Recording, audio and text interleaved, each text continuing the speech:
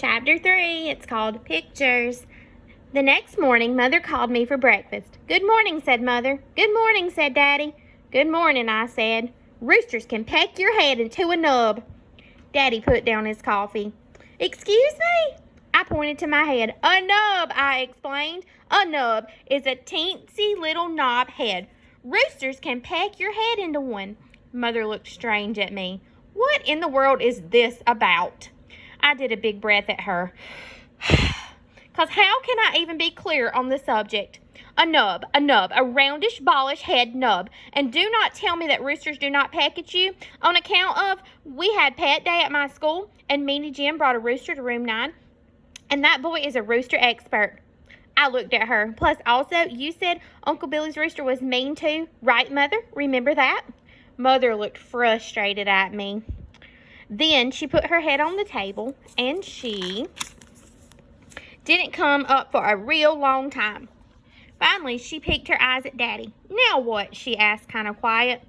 "Maybe it'll blow over," said Daddy. I shook my head. "No, it will not blow over," I told them. "'Cause roosters do not listen to reason, and so there is nothing we can do about this pecking situation." Daddy rubbed his eyes. "Could we please just change the subject?" he said. "Yeah, only not talking about a nub will not make it go away," I said. "And so, that's enough," said Daddy very growly. I quick stopped talking to them. But even after we changed the subject, nubs kept staying on my mind. That day at school, Mrs. told us to draw a picture about our trip to the farm. She said to make it a colorful picture of what we wanted to see there. Is Mrs. telling them to visualize? Do I remember when Miss Herron said we can close our eyes and we could think about what the book was saying? And we could make a movie in our head. We called it visualizing. I drawed and drawed, plus also I colored and colored. When all of us got done with our pictures, we sat our chairs in a big circle, and we told each other about what we drew. My bestest friend named Lucille went first. She drew a picture of a pink flamingo. "Flamingos are my favorite animals," she said. "That's because pink is my favorite color, and flamingos are pink, and I have a pink dress that will match them perfectly. So that is the dress I will be wearing on the field trip." She wrinkled her nose real cute. "Pink brings out the natural blush of my complexion," she told Mrs.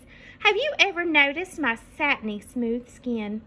Mrs. looked and looked at that girl. "You are a fascinating child, Lucille, but I'm afraid there aren't any flamingos on a dairy farm," she said.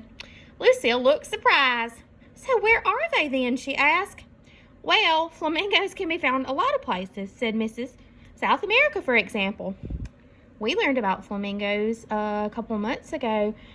Tell your parents where flamingos' knees are located. Lucille shrugged her shoulders. "So fine, we'll just go there instead." Mrs. said for Lucille to sit down. Just then, Polly Allen Puffer springed out of his chair. "Look, teacher, I drew a catfish," he said. "See his whiskers? My brother said catfish whiskers are so sharp that they can slice your finger to the bone." Mrs. made a sick face. "Yes, well, thank you for sharing that." Polly Allen. "But we're not going fishing. We're going to the farm, remember?" Polly Allen Puffer looked upset. "Yes, but my brother said there's lots of catfish farms around here.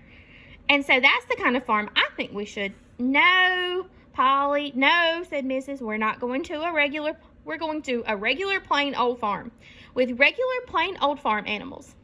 Polly Allen Puffer did a mad breath. He said the word big whoop. After that, Polly Allen Puffer had to stand in the hall. Mrs. did some deep breathing.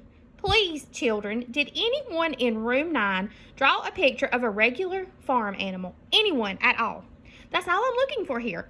I'm just looking for a regular old farm animal." I did, Mrs. I yelled real excited. "I drew a picture of a rooster under a tree." Here's her rooster under a tree. "Oh, Junie B, thank you. That's perfect," she said. I holded it up so she could see it. "See it, Mrs.? See how pretty it is?"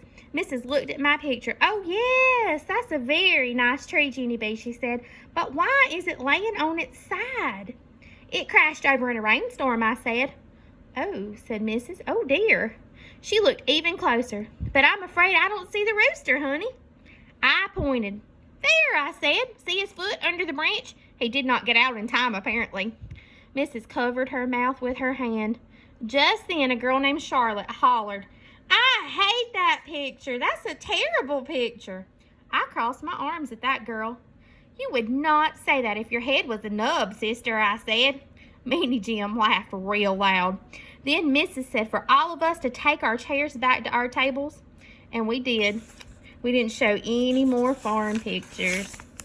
All right, chapter 4, Cockle-doodly-doo. I'm telling y'all, I think Junie B is afraid of chickens, just like Miss Blanton. We'll have to wait and see what Miss Heron says in chapter 4. Bye, y'all.